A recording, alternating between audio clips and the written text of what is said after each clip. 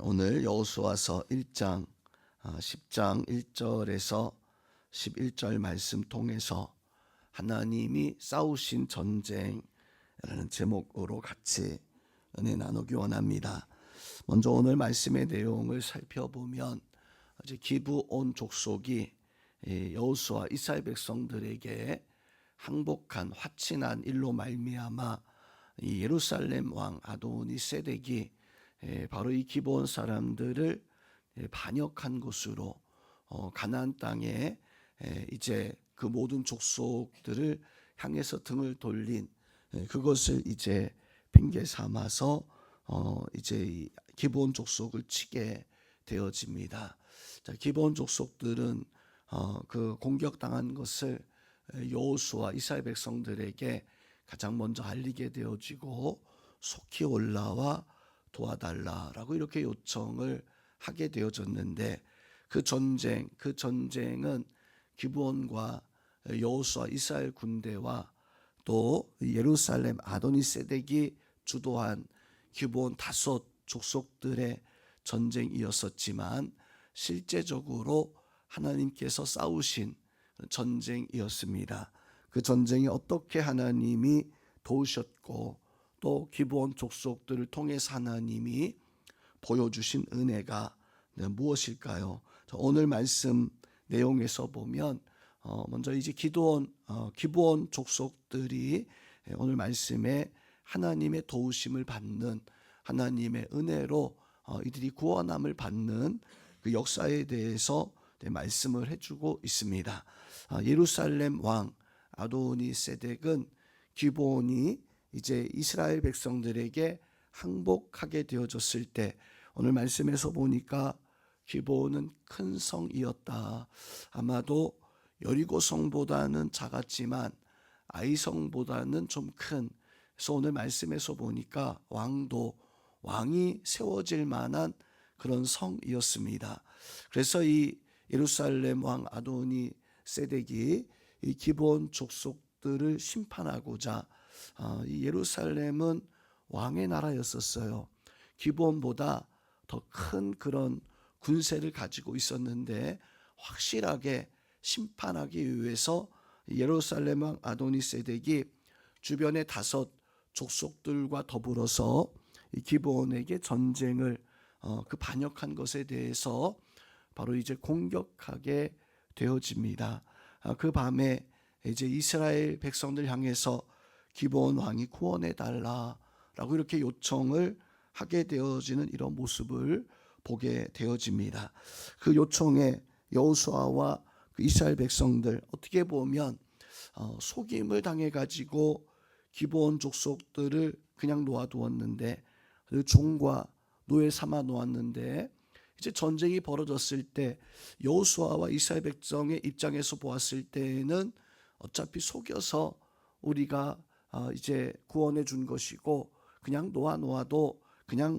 놓아두어도 하나 손해 날 것이 없는 어쩌면 그들이 전쟁 벌였을 때 오히려 서로 간에 피차 싸우다가 어느 한쪽이 무너지게 되어지면 여호수아는 그 약해진 쪽을 공격하면 되어지는 것이기에 전혀 손해나지 않는 가만히 앉아서 바로 굴러 들어온 것을 먹으면 되어질 만한 그런 상황이었습니다. 그런데 오늘 9절 말씀에서 보니까 여호수아와 그 군사들이 이 기브온 사람들을 구원하기 위해서 밤새도록 달려갔다라고 이렇게 말씀을 해주고 있습니다.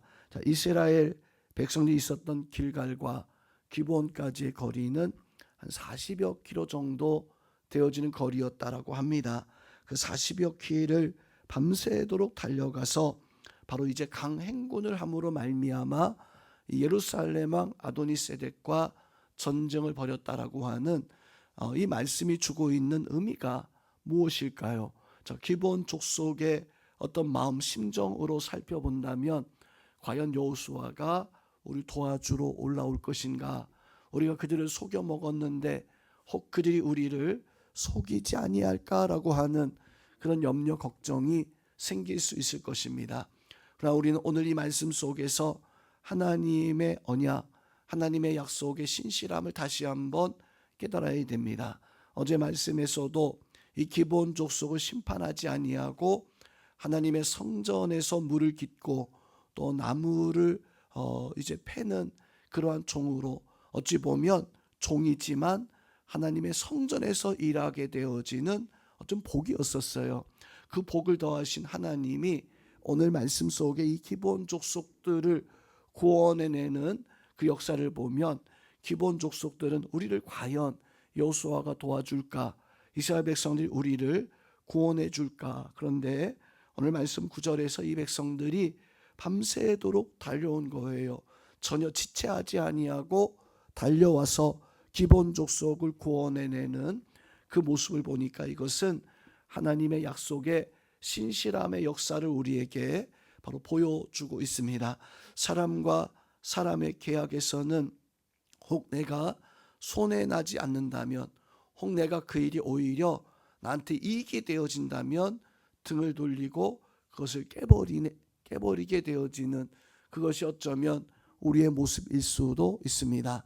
집을, 땅을 계약을 했다가 그 집과 땅을 계약한 사람의 그 계약을 깨더라도 내가 더 많은 것을 얻는다라고 한다면 그것을 주저하지 아니하고 깨버릴 수 있는 것이 어떤 사람의 어떤 계약이고 약속인데, 자, 오늘 말씀의 하나님의 그 언약은 그렇지 않다는 거예요. 왜 예수님께서 이 땅에 우리를 위해서 오셨습니까? 예수님께서 왜 십자가에 못 박혀 죽으시고 우리를 위해서 그런 고난을 당하셨는가? 그것이 하나님에게 이득과 하나님에게 어떤 그 예수님 십자가에 달리는 그것 못지않은 어떤 큰 이익이 있는가? 절대 그렇지 않았습니다. 하나님은 친히 이 땅에 오시고 십자가에 못 박혀 죽으시는 것이 전혀 이익이 되지 아니함에도 불구하고 그렇게 행하셨던 것은 하나님이 우리를 구원하시겠다라고 하는, 믿기만 하면 하나님이 우리의 아버지 되어주시고 하나님이 우리의 구원자 되어주신다라고 하는 그 약속이 있기 때문에 예수님 이 땅에 오셨고 우리를 위해서 기꺼이 십자가의 고난을 당하셨던 것처럼, 저 오늘 기본 족속을 향해서도 하나님의 그 약속은 신실했던 거예요. 밤새도록 달려와서 그 기본 백성들을 구원하고자 하는 그 여호수아와 이스라엘 백성들의 그 모습, 그것은 바로 하나님의 언약의 신실함, 하나님의 언약의 완전함의 그 모습을 바로 우리에게 보여주고 있습니다. 또 오늘 이 전쟁에서 여호수아 이 백성들이 기본을 위해서 싸우게 되어지는데, 오늘 10절 11절 말씀에서 보니까 여호수아가 바로 전쟁할 때 하나님이 도우시는 모습을 보여주고 있습니다. 특별히 11절 말씀에서 보니까 아세가에 이르기까지 우박이 내렸다라고 이렇게 말씀을 해주고 있습니다.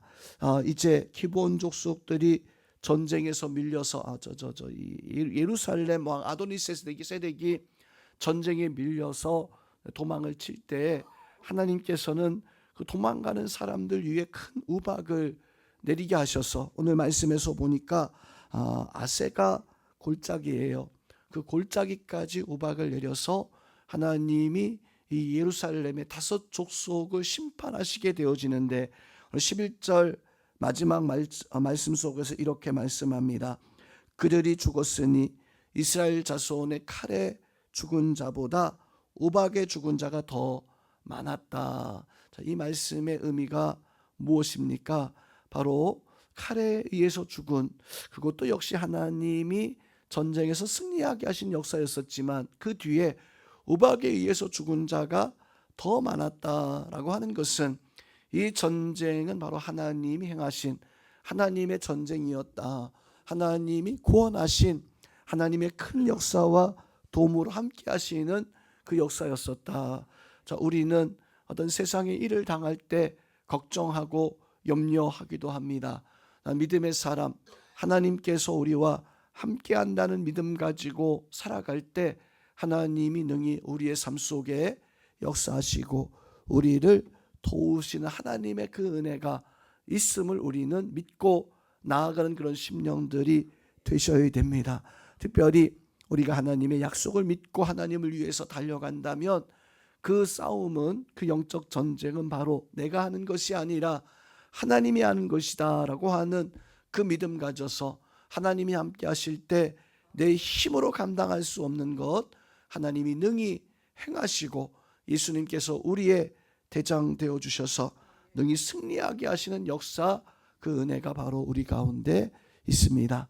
그 구원의 은혜, 하나님이 함께 하시는 영적 전쟁, 그 전쟁이 하나님이 나를 위해서 싸우시는, 나에게 반드시 승리하게 하시는 그 은혜가 오늘도 우리 삶 속에 우리 성도님 가운데 함께하는 그런 은혜의 역사 있기를 우리 주님의 이름으로 축원드립니다.